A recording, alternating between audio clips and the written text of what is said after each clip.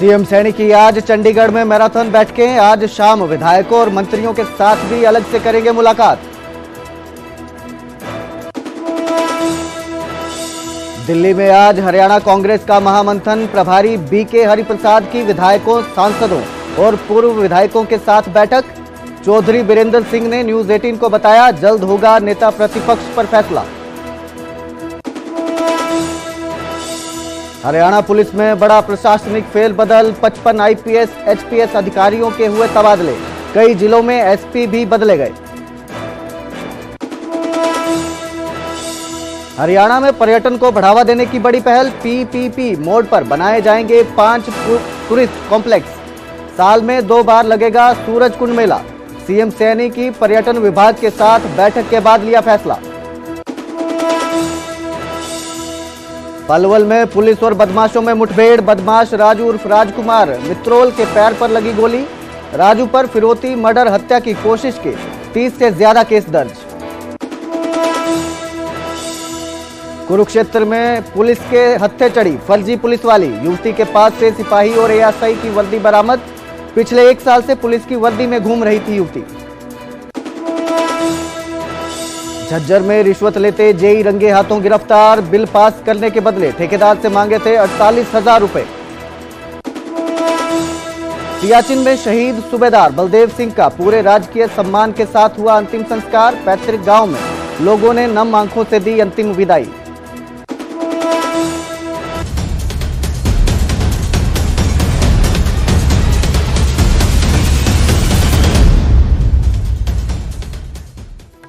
नमस्कार, स्वागत है न्यूज 18 पंजाब हरियाणा में। मैं हूं कुलदीप भारद्वाज। बुलेटिन की शुरुआत करेंगे पलवल में हुए पुलिस और बदमाशों के एनकाउंटर के साथ। राजू उर्फ राजकुमार मित्रोल के पैर में गोली लगी है। इस एनकाउंटर में फिरौती, मर्डर, हत्या की कोशिश के 30 केसों में नामजद है। मित्रोल गांव में सुनील मर्डर केस का मुख्य आरोपी है राजू, और बदमाश पर 5,000 रुपए का इनाम भी घोषित था। एडेन ग्रुप आलापुर के निकट यह मुठभेड़ हुई है। आरोपी ने पुलिस पर 3 गोलियां चलाई हैं। पुलिस की जवाबी फायरिंग में बदमाश को यह गोली लगी है। तो एनकाउंटर हुआ है पलवल में। पुलिस और बदमाशों के बीच ये एनकाउंटर है जिसमें राजू को गोली लगी है। बदमाश राजू के पांव में गोली लगी है। मित्रोल गांव में सुनील मर्डर केस में मुख्य आरोपी है राजू, जिसके साथ ये मुठभेड़ हुई है। फायरिंग में बदमाश को गोली लगी है। इस खबर पर ज्यादा जानकारी के लिए मेरी सहयोगी ज्योति मेरे साथ जुड़ी हुई हैं। जी, क्या कुछ अपडेट इसमें?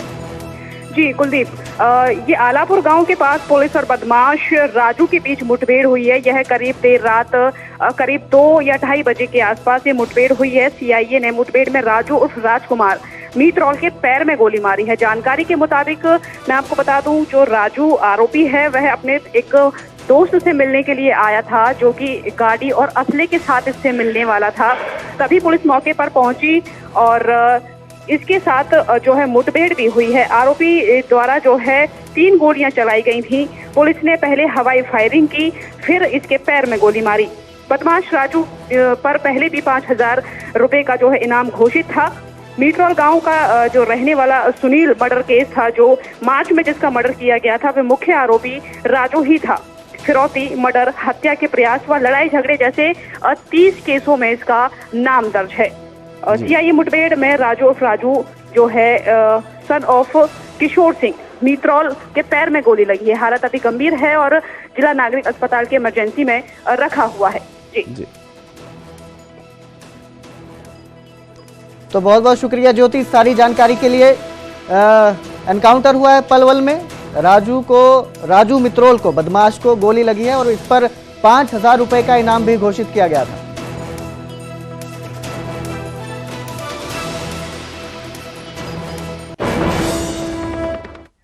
आगे बढ़ेंगे, अब रुख करेंगे दिल्ली का, जहां पर हरियाणा कांग्रेस की बड़ी बैठक होने वाली है। हरियाणा कांग्रेस के प्रभारी बीके हरिप्रसाद ने यह मीटिंग बुलाई है। हरियाणा कांग्रेस के सभी बड़े नेता इस मीटिंग में शामिल होंगे। पार्टी संगठन को मजबूत करने को लेकर इस पे चर्चा की जाएगी।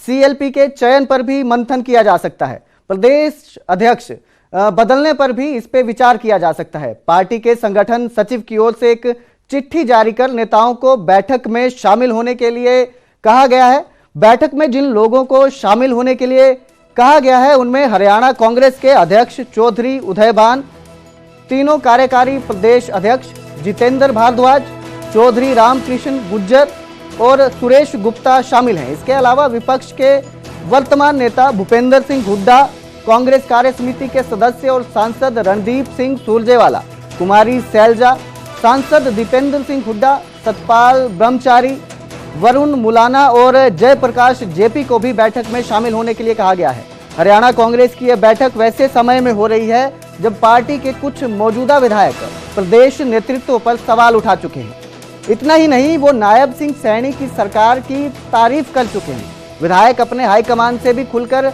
नाराजगी जता चुके हैं। सिरसा से कांग्रेस विधायक गोकुल सेतिया पार्टी आलाकमान पर अनदेखी का आरोप लगा चुके हैं। ऐसे में आलाकमान को पार्टी में टूट का डर सता रहा है। हरियाणा प्रदेश प्रभारी बीके हरिप्रसाद के सामने न सिर्फ प्रदेश में नया संगठन खड़ा करने की जिम्मेदारी है, बल्कि अपने विधायकों की नाराजगी भी दूर करने की चुनौती है। प्रदेश के पार्टी के नेतृत्व पर पार्टी के नेता ही सवाल उठा चुके हैं।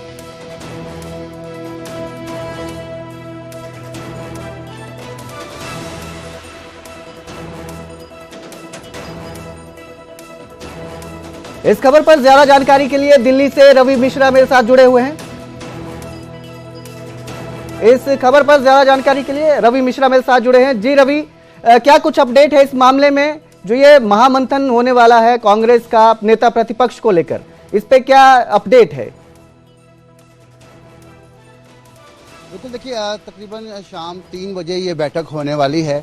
कांग्रेस के जो नए प्रभारी नियुक्त किए गए हरियाणा के बीके हरिप्रसाद, वो एक प्रभारी के तौर पर एक जिम्मेदारी उन्होंने हाल में ही ली है और इस बैठक को काफ़ी महत्वपूर्ण इसलिए माना जा रहा है क्योंकि कांग्रेस में अभी बहुत कुछ होना बाकी है। जैसे संगठन का निर्माण की बात करें, आप बात करें प्रदेश अध्यक्ष के बदलाव की बात करें, बात सीएलपी लीडर के चुनाव की बात करें, तो तमाम चीज़ों पर अभी भी असमंजस की स्थिति बनी हुई है। काफ़ी लंबा समय बीत गया है, चुनाव विधानसभा चुनाव संपन्न हुए, मगर अभी भी कांग्रेस की ये आपसी मतभेद मनमुटाव जो भी कह लीजिए आप इसे, ये अभी भी बरकरार है, बदस्तूर जारी है।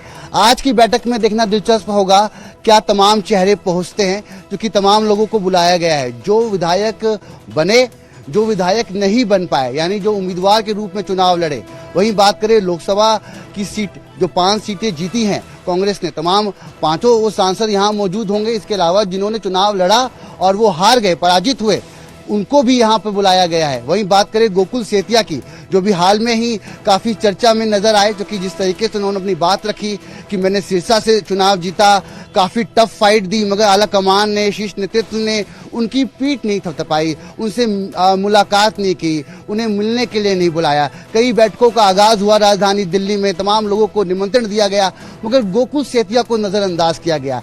ये कहीं ना कहीं एक बगावती सुर है, इनको कहीं ना कहीं कांग्रेस दरकिनार नहीं कर सकती, इसलिए इस बैठक को बुलाया गया है। महत्वपूर्ण बिंदु ये होंगे कि संगठन का निर्माण समय पे हो पाए, प्रदेश अध्यक्ष की जो नियुक्ति होनी है उस पर कदम उठाए। वही बात करें सीएलपी लीडर, जो कि बहुत बड़ा मुद्दा है और तमाम दल इसको घेरते हुए नजर भी आते हैं कि इतना लंबा समय बीत गया, विधानसभा सत्र भी हुए, मगर सीएलपी लीडर का चुनाव नहीं हो पाया। ये एक सवाल आज भी वहीं के वहीं बरकरार है। ऐसे में इस बैठक को काफी महत्वपूर्ण माना जा रहा है। प्रभारी बीके हरिप्रसाद तमाम लोगों से बिंदुवार तरीके से, सिलसिलेवार तरीके से बातचीत करेंगे। क्या दिक्कत हुई, किस तरीके से ब्लॉक लेवल, बूथ लेवल को मजबूत किया जा सकता है, संगठन का निर्माण किया जा सकता है, और अगर सीएलपी लीडर का चुनाव होता है तो उसमें किसको मौका दिया जाए, क्योंकि भूपेंद्र हुड्डा एक बड़ा चेहरा है। अगर भूपेंद्र हुड्डा को हटाया जाता है तो क्या इसकी नाराजगी का खामियाजा हरियाणा। यहाँ चंडीगढ़ से भी हमारे साथ इस समय अंकित उदानी जुड़े हुए हैं। अंकित, मैं आपसे जानना चाहूंगा कि सबसे पहले तो पार्टी के अंदर जो यह बयानबाजी चल रही है, गुटबाजी को लेकर एक दूसरे पर बयानबाजी की जा रही है, उस पे क्या प्रतिक्रम चल रहा है? बिल्कुल, लगातार जो गुटबाजी का बात कहें, क्योंकि जिस तरह से कांग्रेस में एक हार हुई है और उस हार का ठीकरा एक दूसरे पर फोड़ने का सिलसिला लगातार जारी है।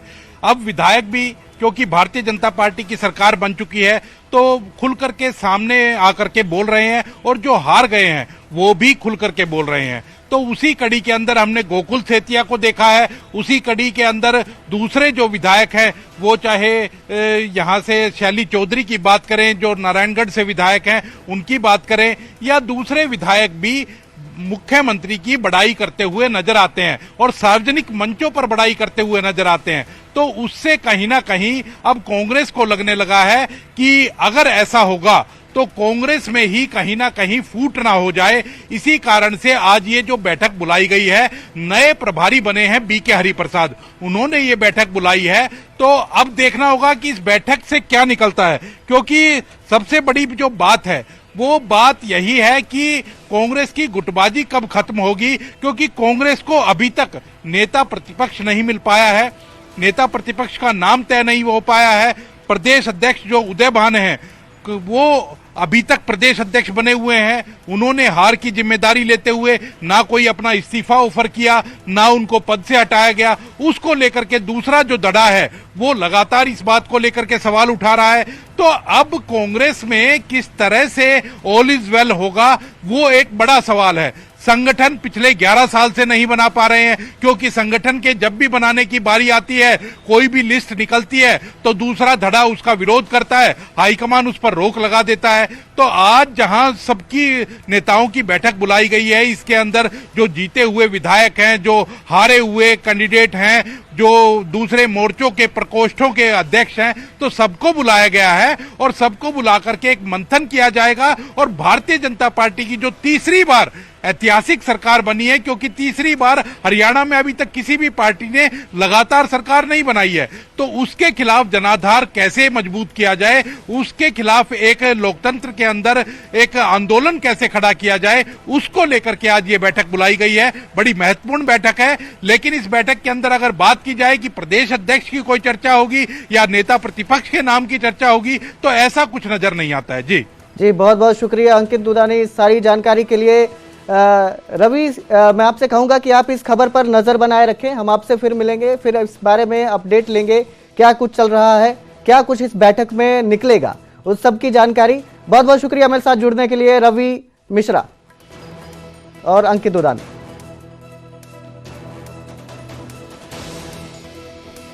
संगठन हरियाणा में कांग्रेस नए सिरे से बनाने का प्रयास कर रही है और उस प्रयास में हर तरीके से कोशिश ये हो कि कांग्रेस के लोगों के भी, कांग्रेस के बड़े नेताओं, सीनियर लीडर्स के भी, विधायक के भी और दूसरे जो लोग हैं जिनको हम फ्रंटल ऑर्गेनाइजेशन के माध्यम से अपने साथ जोड़ते हैं, और इन सब से बात करने के लिए जरूरी है इस किस्म की मीटिंग। और इस मीटिंग के अच्छा प्रयास है। और अहमदाबाद में जो हमारा अधिवेशन हुआ था उसमें ये बात सामने आई थी कि संगठन को मजबूती के लिए जल्द उसका निर्माण करने के लिए और जल्द उसको संगठित होके लोगों में कांग्रेस को जोड़ने का काम किया जाए। मुझे उम्मीद है कि उसके अच्छे परिणाम निकलेंगे। और मैं इसलिए भी ये बात कह रहा हूं कि हरिप्रसाद जी जो हमारे नए प्रभारी हैं, उनको हरियाणा के भी वो प्रभारी रहे हैं शुरू में और काफी उनका अनुभव है पार्टी के संगठन के कामों में, और अच्छा लगता है मुझे कि ठीक तरीके से जल्द ही संगठित होंगी और एक नया रूप कांग्रेस का आएगा और मजबूत कांग्रेस उभर के आएगा।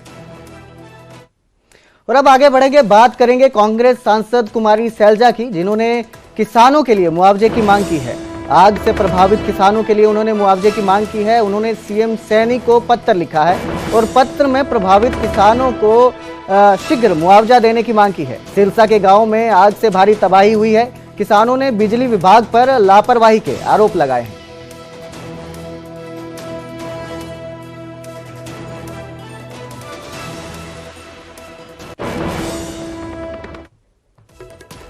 उधर सिरसा लघु सचिवालय में किसानों का विरोध प्रदर्शन देखने को मिला। आग में फसल नष्ट होने पर मुआवजे की मांग को लेकर यह विरोध प्रदर्शन है। बिजली विभाग पर लापरवाही का आरोप लगाया है। बिजली विभाग की लापरवाही से फसल जली है, किसानों का यह कहना है। अधिकारियों पर मुकदमा दर्ज करने की मांग है। सिरसा में करीब 500 एकड़ फसल जो है वो नष्ट हो गई है इस आगजनी की वजह से। आग में 50 से ज्यादा सोलर पंप जलकर खाक हुए हैं। सिरसा जिला प्रशासन को एक हफ्ते का अल्टीमेटम दिया है किसानों ने। हरियाणा में इस बार आग से भारी तबाही हुई है। पूरे हरियाणा में करीब 3000 एकड़ गेहूं की फसल आग में जलकर नष्ट हुई है। किसानों ने मुआवजा नहीं मिलने पर आंदोलन तेज करने की चेतावनी दी है। टोपटा के रूपाणा और लुदेसर गांव में बड़ी आगजनी की घटना घटी और इस आगजनी की घटना में 500 एकड़ से ज्यादा गेहूं की खड़ी फसल, पकी पकाई फसल जो कटाई के लिए तैयार थी, जल करके राख हो गई। और इसके साथ में 50 से ज्यादा जो सोलर पंप के सेट किसानों ने लगा रखे थे वो जल गए। और हमारी मांग इसमें यह है सबसे पहले तो कि एक तो ये आगजनी की जो घटनाएं होती हैं और इससे फसल और दूसरे जो नुकसान होते हैं, इसके लिए सरकार एक कानून लेकर के आए और इन किसानों को, जो ये रूपाणा लुदेसर के किसान हैं, इनको प्रति एकड़ कम से कम 70,000 रुपए मुआवजा तत्काल प्रभाव से दिया जाए और जिन्होंने ठेके पे खेती कर रखी है उनको भी मुआवजा मिले और जो सोलर पंप के सेट जले हैं उनको भी मुआवजा मिले। रुक करेंगे चंडीगढ़ का, जहां सीएम सैनी की पर्यटन विभाग के साथ अहम बैठक हुई। पर्यटन मंत्री डॉक्टर अरविंद शर्मा भी इस बैठक में मौजूद रहे। पर्यटन स्थलों पिंजौर गार्डन की तर्ज पर इनका विकास हो, ऐसा सीएम सैनी का कहना है। सूरज कुंड मेले का साल में 2 बार आयोजन होगा, ऐसा भी उन्होंने कहा है। ऐतिहासिक धरोहर को संरक्षित रखने पर जोर दिया जाना चाहिए। हरियाणवी संस्कृति को बढ़ावा देने के लिए हरियाणा फेस्टिवल का आयोजन किया जाना चाहिए। युवाओं को पर्यटन स्थलों का दौरा करवाएगी अब सरकार। 5 टूरिस्ट कॉम्प्लेक्स को पीपीपी मोड पर चलाने का निर्देश दिया है। टूरिस्टों के लिए होम स्टे की संख्या बढ़ाई जाएगी। होटल मैनेजमेंट के विद्यार्थियों को टूरिस्ट कॉम्प्लेक्सों में उपलब्ध करवाए जाएंगे रोजगार के अवसर। तो ये बैठक में तय किया गया है। बैठक हुई है पर्यटन विभाग के साथ सीएम सैनी की। मुख्यमंत्री जी की अध्यक्षता में सभी टूरिज्म से रिलेटेड सभी उच्च अधिकारी, PS tourism, MD tourism, director tourism, सभी ने उसमें हिस्सा लिया और बहुत महत्वपूर्ण मुद्दों पर समीक्षा हुई। जैसा कि माननीय मुख्यमंत्री जी ने अपने बजटीय भाषण में ये अनाउंस किया था कि सूरजकुंड अंतर्राष्ट्रीय सूरजकुंड मेले का, क्राफ्ट मेले का साल में 2 दफ़ा वो लगाया जाएगा और मेले के स्थल को और ज़्यादा अपग्रेड किया जाएगा। उसके साथ साथ हरियाणवी संस्कृति को बढ़ावा देने के लिए हरियाणा फेस्टिवल्स का आयोजन किया जाएगा। आगे बढ़ेंगे, बात करेंगे पंचकुला की, जहां पर हरियाणा पुलिस की हाई लेवल मीटिंग हुई। पुलिस मुख्यालय से वीसी जुड़े सभी सीनियर अधिकारी जुड़े। अपराध रोकने और नशा मुक्ति को लेकर इस बैठक में फैसला हुआ। अवैध इमिग्रेशन रोकने के लिए भी बड़े फैसले लिए गए। सड़क सुरक्षा और दुर्घटना नियंत्रण पर विशेष जोर दिया गया। वाहन चोरी और संगठित अपराधों पर निगरानी की बात कही गई। संगीन अपराधों पर 0 टॉलरेंस की नीति, अवैध इमिग्रेशन और फर्जीवाड़े पर कड़ी कार्रवाई होगी। तो ये बैठक में निर्णय लिए गए हैं।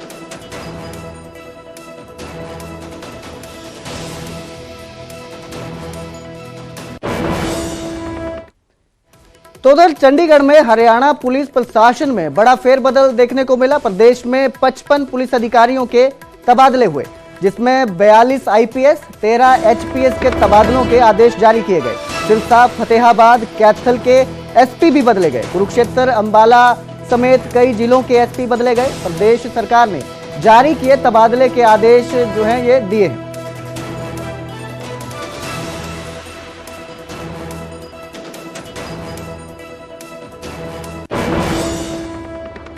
रुक करेंगे यमुनानगर का, जहां पर दूषित पानी पीने से बीमार लोगों की संख्या बढ़ी है।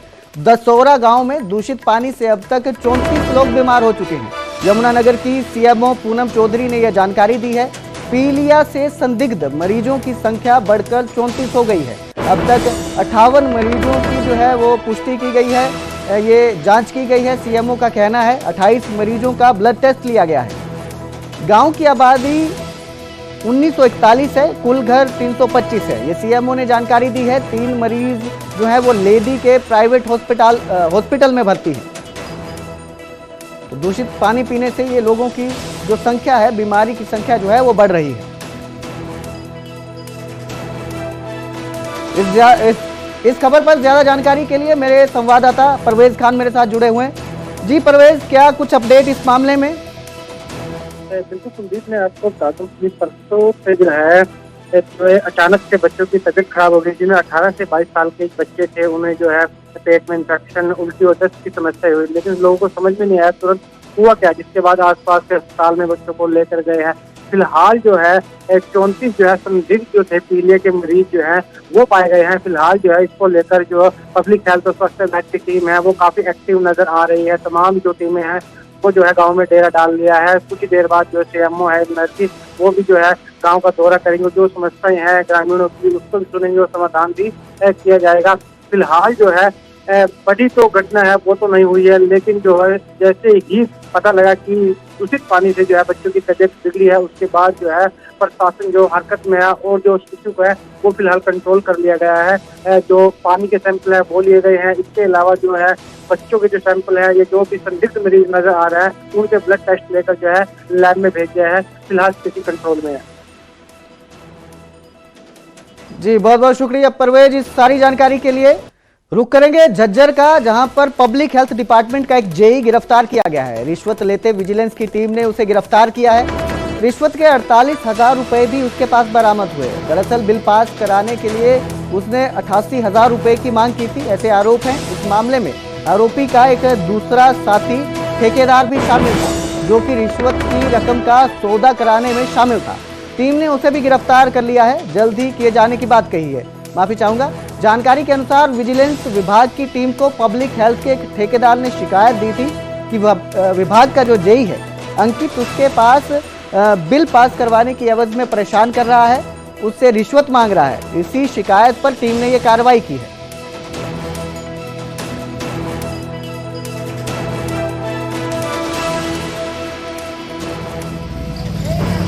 आज अपने पब्लिक हेल्थ से जेई साहब को अरेस्ट किया गया है।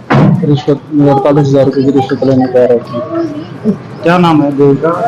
जेई का अंकित है, जिनको मुजफ्फर से गिरफ्तार किया गया। किस मामले में रिश्वत ले रहे हैं? ये ठेकेदार है कोई अंकित, इनको पब्लिक हेल्थ डिपार्टमेंट में उनसे उनकी एमडी वगैरह फाइल करवाने के लिए, बिल पास करवाने के लिए वजह में रिश्वत लिया अंकित ठेकेदार से। पहले भी कोई पेमेंट वगैरह रिकवर हुई? पहले की भी पेमेंट का आया है, वो भी अंडर इन्वेस्टिगेशन है। पहले भी पता चला है कि कोई और पहले भी ली गई थी, तो उसको भी उस एंगल से भी देख रहे हैं। इसका कोई साथी ठेकेदार भी इसमें इन्वॉल्व होता है? हाँ, एक ठेकेदार भी है जिसकी उसकी भी जांच चल रही है। FIR में नाम आया है उसका। और कोई रिकवरी हुई है? ये हाँ, अभी कर रहे हैं पूछताछ में, रिकवरी नहीं होगी वो आगे कल जो कोर्ट में पेश किया जाए उसके बाद आपको जो अपडेट होगा प्रेस में बता दिया जाएगा। उधर यमुनानगर में बदमाशों ने शराब के ठेके को निशाना बनाया। बदमाशों ने सेल्समैन से मारपीट की, सेल्समैन को बंधक बनाकर ठेके में लूटपाट की, शराब की पेटियां लूटी और कैश भी साथ ले गए बदमाशों ने पहले सेल्समैन के साथ मारपीट की और फिर उस पर दरियादिली भी दिखाई। ठेके पर ताला जड़ने से पहले उन्होंने पंखा चला दिया और पंखे का मुंह सेल्समैन की तरफ कर दिया ताकि सेल्समैन को गर्मी ना लगे। मामला यमुनानगर का है। जिले के नंगली 64 गांव का यह मामला है, जहां बदमाशों ने बीती रात एक शराब के ठेके को अपना निशाना बनाया। बदमाशों ने 3 नकाबपोश बदमाशों ने कार में आए थे। उन्होंने जो है जमकर लूटपाट की और फिर सेल्समैन को बंधक बनाकर वहीं छोड़ गए। तो भले ही वो उसको पंखा उसकी ओर कर गए हो, दरियादली दिखाई है, लेकिन लूट की वारदात को अंजाम दिया गया है। ठेके में शराब की पेटियां लूटी गई हैं और कैश लूटा गया है। सेलमैन को बंधक बना लिया। सेलमैन को मारने के बाद लाखों का सामान लुटा ने। सामान लूटने के बाद सेलमैन को अंदर बंद कर बाहर से ताला लगाकर भाग गए। फिर हमने पुलिस कंप्लेंट की कि जल्दी कार्रवाई होनी चाहिए उनके खिलाफ, ये दोबारा ऐसा ना हो कि किसी और ठेके पर कुछ करा कोई। कितने लोग थे? 3 बंदे थे जी। तो सामान काफी लूटा है? 1.5 लाख रुपए का सामान उठा लिया। यहाँ 3 आदमी आए, तीनों आदमी ने नका में दाब लिया। 2 जग सामान लग गए यहाँ से, हर एक ने मैं नाक पे पैर धर कर रखा अंदर चीज का। तो मैंने कहा भाई जब मैं माल मुल्ला का चले गए तो मैं अंदर गिर गया। मैंने कहा भाई मैं मर दूंगा ना, तो यहाँ पंख और। तो कितने सामान की चोरी हुई है? काफी सारा सामान चोरी हुआ। कैसा हुआ ये सामान? तो मारपीट भी की आपके साथ? हाँ जी। तो जाते जाते बंधक बना गए थे आपको? बंद करके चले गए? अंदर को बंद करके चले गए जी। रुक करेंगे अगली खबर का। सोहाना में जहां हिप्नोटाइज कर ठगी का मामला सामने आया था, वहां अब पुलिस ने 3 ठगों को गिरफ्तार कर लिया है। आरोपी खुर्शीद, सैफुद्दीन और शहजाद को अरेस्ट किया गया है। 2 आरोपी उत्तराखंड के और एक यूपी का है, ऐसा बताया जा रहा है। तीनों बुजुर्गों को निशाना बनाते थे और आरोपियों के पास से 2 बाइक और नगद भी बरामद किया गया है। आरोपियों पर जान से मारने की धमकी देने का मामला दर्ज है। डकैती और आर्म्स एक्ट के तहत भी मामले दर्ज है।